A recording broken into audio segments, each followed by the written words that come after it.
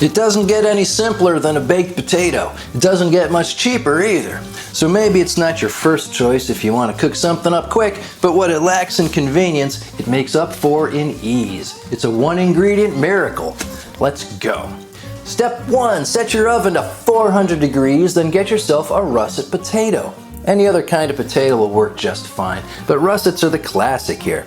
Rinse it under running water, dry it off, and then stab it a bunch of times. There's a lot of moisture in here, and once this thing gets hot and that moisture turns to steam, the steam will want to get out.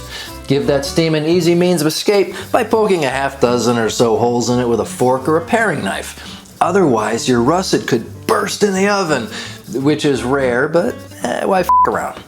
Step 2, rub your potato with a little bit of oil. Call it a half teaspoon. Vegetable oil, canola, avocado, olive, it's all good, except baby oil. Then salt, lots.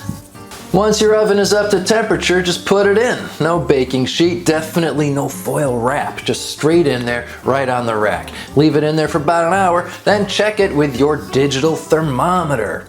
When your potato is 205 degrees in the center, it's done. If you don't have a thermometer, using one regularly will be a game changer for you in the kitchen. Links to 2 of my favorites are in the description.